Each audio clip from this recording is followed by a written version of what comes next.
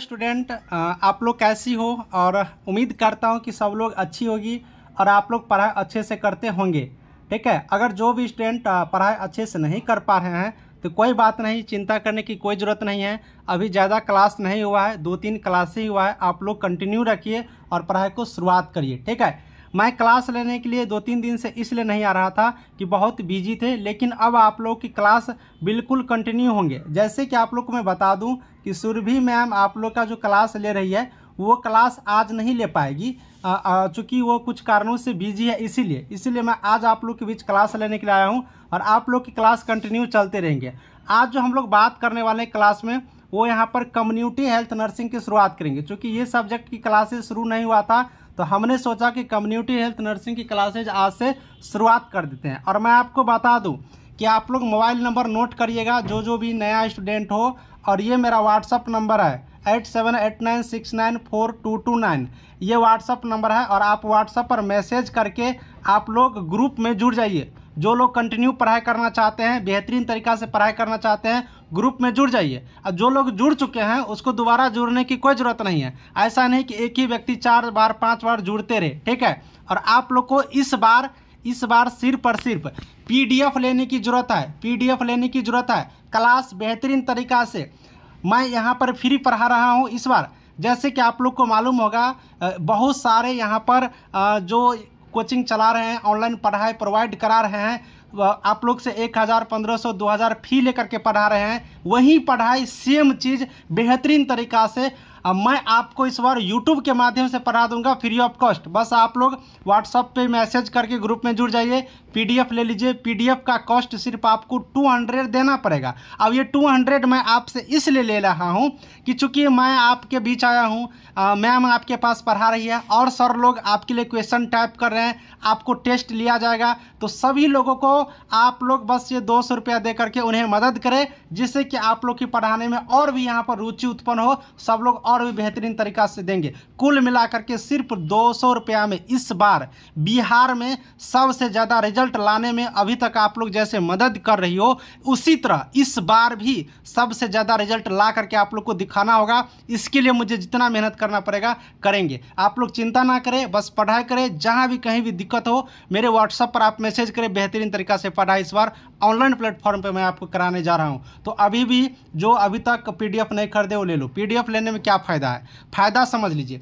PDF लेने में आपको फ़ायदा क्या है, देखिए फ़ायदा आपको ये चीज़ होने वाला है कि जितना भी सब्जेक्ट है सभी सब्जेक्ट वाइज इस बार हम PDF प्रोवाइड करा रहे हैं। सभी टॉपिक से, सभी चैप्टर से क्वेश्चन उठाए हैं और एकदम बढ़िया क्वेश्चन है। पिछले साल जो क्वेश्चन पूछा गया है वो सारे प्रश्न भी हम इसमें इंक्लूड किए हैं। तो आप लोग को समझ में आ जाएंगे, पैटर्न देख कर हमके क्वेश्चन रेडी किए हैं। शुरुआत में हल्का प्रश्न है, धीरे धीरे पढ़ेंगे, क्वेश्चंस का लेवल बढ़ेगा, आपकी स्तर बढ़ेंगे। एकाएक अगर अपर लेवल का, हाई लेवल का, उच्च स्तर का प्रश्न अगर हम आपके पास क्वेश्चंस ला के रख देंगे ना तो आप समझे नहीं पाइएगा। इसलिए पहले बेसिक बनाना है। पहले बेसिक देखते हैं, बच्चा पहले माँ फिर माँ मम्मी फिर पापा कहने लगते हैं। इसी तरह वो बेसिक से शुरुआत करते वो आगे बढ़ता है। इसीलिए आपको अभी मैं शुरुआती चरण से लेकर के चल रहा हूँ, घबराने की जरूरत नहीं है। चलिए, सब बातचीत तो बीच क्लास में होता ही रहेगा, लेकिन अभी मैं आपको पढ़ाने के लिए यहाँ से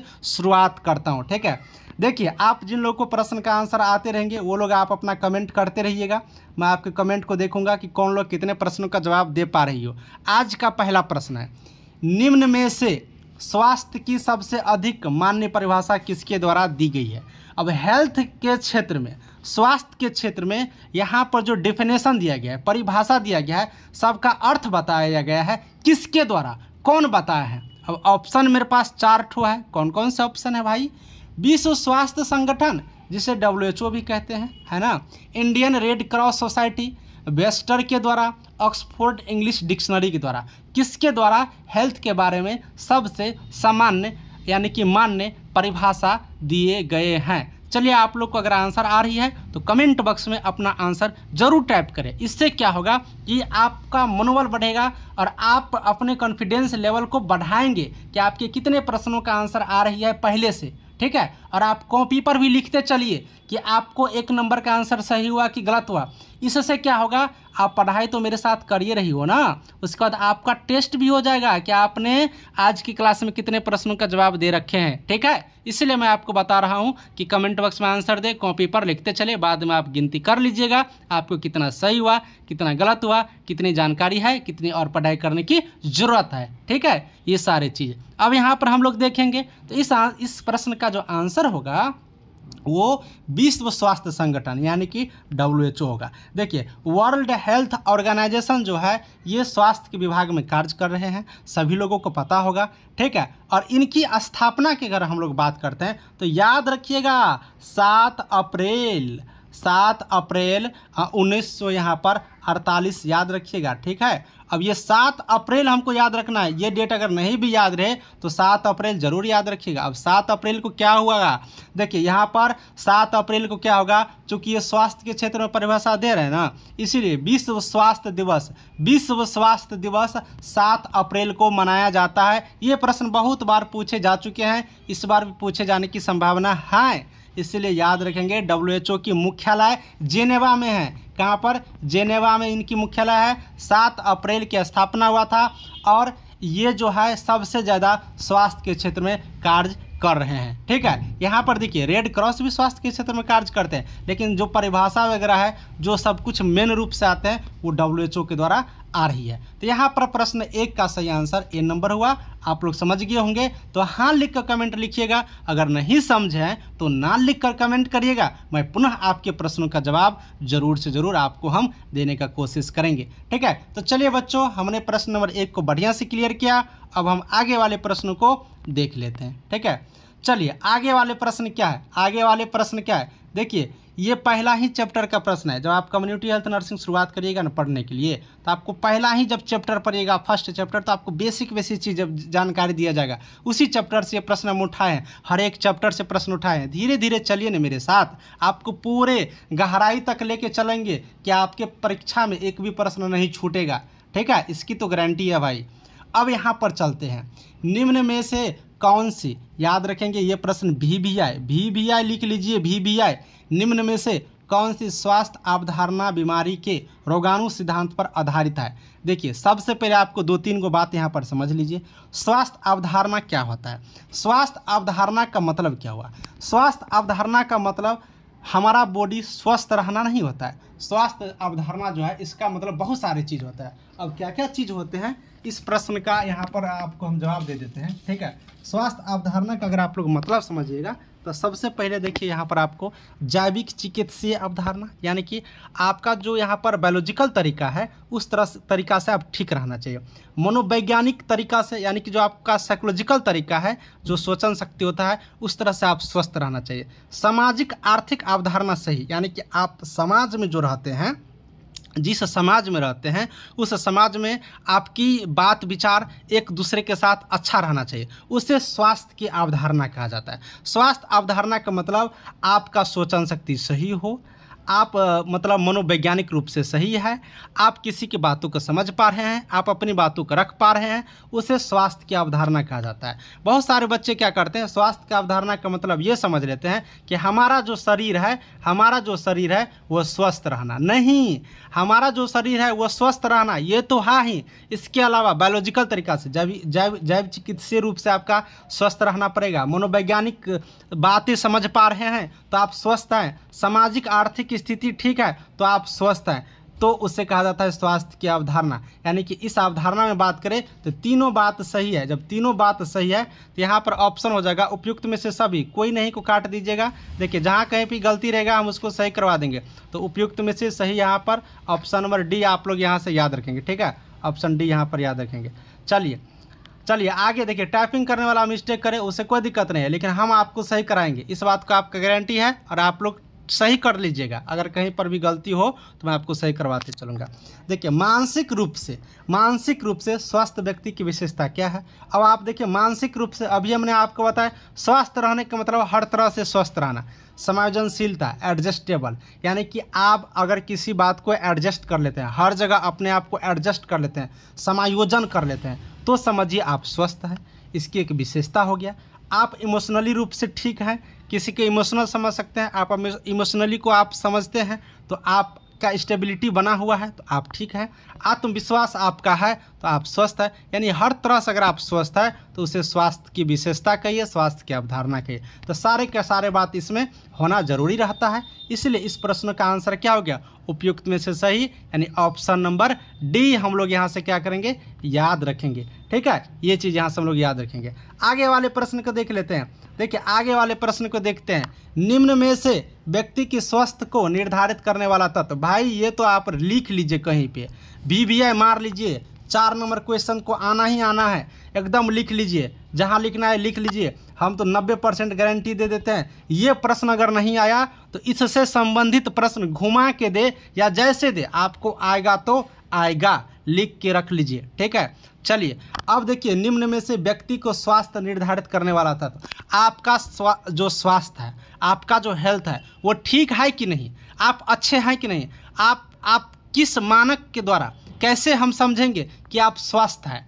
इसके लिए क्या क्या होना जरूरी है, तो आनुवंशिक कारक होना जरूरी है, जेनेटिक फैक्टर आपका सही है तो आप स्वस्थ है। पर्यावरणीय कारक, इन्वायरमेंटल फैक्टर अगर सही है तो आप सही है। स्वास्थ्य सेवाएं, हेल्थ सर्विस अगर आपको मिल रही है तो आप सही है। इसका मतलब है तीनों का तीनों फैक्टर क्या है, स्वास्थ्य को निर्धारित करती है, यानी कि ऑप्शन डी क्या है इसका सही आंसर है। देखिए आप लोग याद रखिएगा, परीक्षा में आपको एक आंसर भी दे सकता है। हम आपको 3 इसलिए बता चुके हैं कि जो स्वास्थ्य का निर्धारित करते हैं, मेजरमेंट करते हैं, मापते हैं, मापते हैं, निर्धारित करते हैं, इन सभी बातों को एक ही चीज़ हम लोग समझते हैं, एक ही मतलब होता है।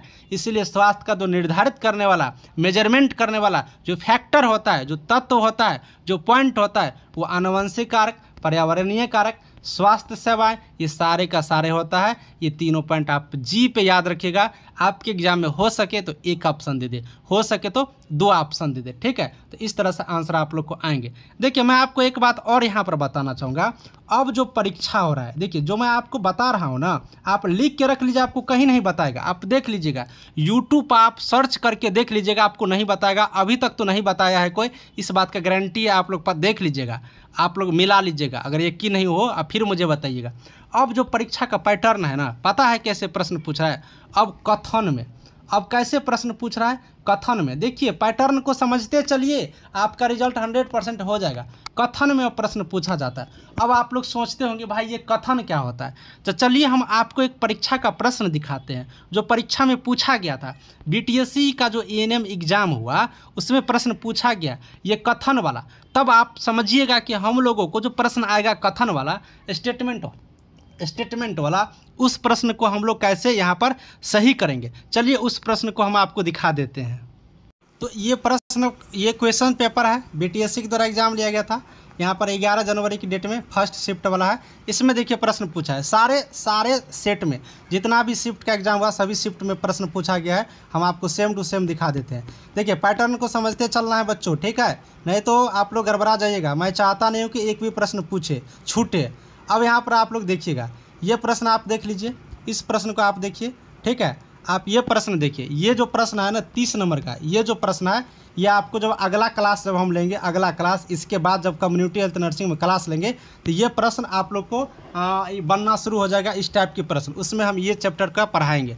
देखिए इसमें क्या लिखा हुआ है, स्वास्थ्य देखभाल प्रबंधन में निर्धारित गतिविधियों को चलाने के लिए, ठीक है, उपकेंद्र और क्लिनिक को व्यवस्थित करने में मुख्य विचार क्या है। देखिए प्रश्न समझिए, आपका ये जो प्रश्न है आपका कम्युनिटी हेल्थ नर्सिंग का ही ये प्रश्न है। ठीक है, क्या कर रहा है कि स्वास्थ्य देखभाल प्रबंधन हम इसके बाद पढ़ाएंगे, उसमें आप लोग समझिएगा प्रश्न क्या है, हम बताना क्या चाह रहे हैं। क्वेश्चन क्या है, स्वास्थ्य देखभाल प्रबंधन में निर्धारित गतिविधि को चलाने के लिए उपकेंद्र और क्लिनिक को व्यवस्थित करने में मुख्य विचार क्या है। यहाँ पर प्रश्न पूछ लिया और 3 गो यहाँ पर कथन दे दिया, 3 गो क्या दे दिया, कथन दे दिया, 3 गो बात यहाँ पर लिख दिया। ठीक है, उसके बाद आपसे पूछ रहा है कि कौन सा सही होगा। 1 नंबर में ऑप्शन है B और C, यानी कि ये वाला 2 नंबर में ऑप्शन है A और C, यानी ये वाला। 3 में सही है ABC, यानी कि तीनों, और 4 में सही है A और B। तो इसी को बोला जाता है कथन वाला, यानी कि एक आपको प्रश्न दे दिया, 3 ठो कथन दे दिया और आपको इसमें से बताने के लिए बोल रहा है कि कौन सही है। ठीक है, आप समझ पा रहे हैं कि नहीं? इस तरह से आपसे प्रश्न पूछा जाता है। उसके बाद आप लोग एक प्रश्न यहाँ पर देखिए, जो भी आपको हम पढ़ा ही रहे हैं, प्राथमिक देखभाल में सीधी निचली पीठ दर्द को प्रारंभिक प्रबंधन में, नहीं, ये प्रबंधन वाला चैप्टर हम पढ़ाएंगे। ये देख लिए। दूसरा प्रश्न देखिए 32 नंबर में, उसमें भी यही है, आपको कम्युनिटी हेल्थ नर्सिंग से प्रश्न पूछा है, 3 को आपको स्टेटमेंट दे दिया, कथन दे दिया, और आपको यहाँ पर कह रहा है कि इसमें से बताइए। तो इस तरह से भी प्रश्न पूछे जाते हैं। कहने का मतलब मेरा है कि अब यहाँ पर कथन वाला प्रश्न पूछे जाते हैं। अब ये कथन वाला प्रश्न कहाँ से आता है मालूम है?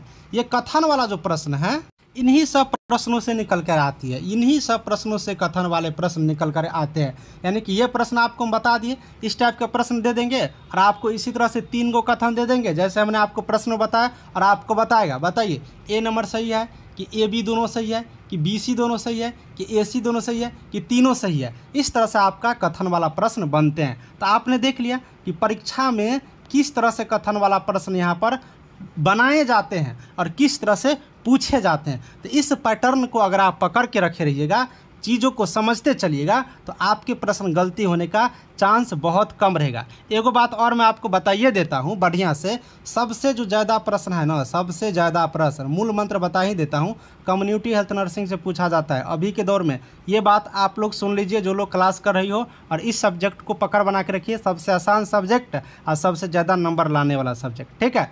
तो ये प्रश्न समझिए।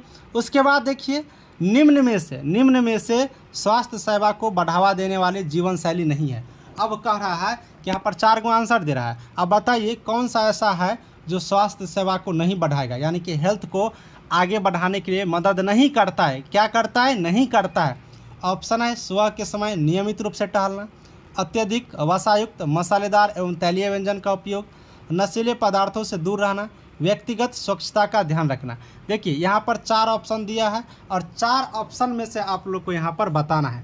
देखिए 4 ऑप्शन में से बेस्ट ऑप्शन खोजना है। बेस्ट ऑप्शन खोजते हैं, चलिए बताइए आप लोग भी। यहाँ पर देखिएगा तो सुबह के समय नियमित रूप से टहलना, ये तो सही बात है। नशीले पदार्थ से दूर रहना, ये भी बात सही है। व्यक्ति को स्वच्छता का ध्यान रखना, यही बात सही है। इसका मतलब क्या है कि जो ऑप्शन नंबर बी है वही यहाँ पर क्या हो गया? गलत हो गया। क्यों? क्योंकि अधिक वसायुक्त, मसालेदार और तैलीय, अभी के टाइम में अगर आप ज़्यादा मसालेदार खाइएगा, तैलीय सब जिसमें ज़्यादा तेल वाला व्यंजन खाना खाइएगा, तो सीधे आपको यहाँ पर गर्मी है, पचेगा ही नहीं, पेट वेट सब खराब हो जाएगा एकदम, पढ़ाई भी तुम लोग बंद कर दोगे। इसलिए ज़्यादा इसका प्रयोग नहीं करेंगे। ये स्वास्थ्य को बढ़ावा देने के लिए बिल्कुल रूप से यहाँ पर नहीं है, ठीक है? इस बात को आप लोग याद रखेंगे। हेलो बच्चों, मैं आपको एक बात यहाँ पर बताऊँगा। मैं आज ज़्यादा क्लास नहीं ले पाऊँगा, आपको मैं 5 ही प्रश्न यहाँ पर बताया हूँ, लेकिन आपको मैं बढ़िया से बताया हूँ। और ये जो आप PDF जो आपके पास गया होगा, इस PDF को आप रामबान लिख नाम रख दीजिएगा, रामबान। इस PDF में से आपका 3 से 4 प्रश्न आपके एग्जाम में आएंगे। इस बात को आप लोग लिख के रख लीजिए। यकीन नहीं होता है तो पिछले बार जितना भी परीक्षा हुआ है, आपके पास प्रश्न होगा, क्वेश्चंस होंगे, आप उल्टा के मिला के देख लीजिएगा, फिर मुझे अगले क्लास में बताइएगा मैं सही बता रहा हूँ कि नहीं बता रहा हूँ। इसीलिए ठीक है, आगे वाले प्रश्न मैं आपको अगले क्लास में कराऊंगा। थोड़ा सा गर्मी यहाँ पर बहुत ज़्यादा है, मेन कारण मैं बता ही देता हूँ, गर्मी बहुत ज़्यादा यहाँ पर है, ठीक है? और गर्मी बहुत ज़्यादा है जिसके वजह से यहाँ पर क्लास लेने में आज दिक्कतें आ रही है। लाइन भी कटा हुआ है, तो यहाँ इन्वर्टर पे आप लोग समझ ही पा रही हो, पंखा वगैरह सब बंद हो गया है, इसलिए थोड़ा सा आप लोग आज राहत दीजिए। इतना पढ़िए। PDF सबके पास गया होगा, नहीं गया है तो आप भाई मोबाइल नंबर आप लोग को मैं बार बार कर रहा हूँ, लिख लीजिए, व्हाट्सएप पर मैसेज करके PDF ले लीजिएगा, ठीक है? कैसा लगा क्लास आप लोग एक बार कमेंट बॉक्स में बता दीजिएगा। अच्छा लगा होगा तो थैंक यू ज़रूर लिखिएगा, ठीक है? ख़राब लगा होगा तो वो भी बता दीजिएगा। सभी को थैंक यू।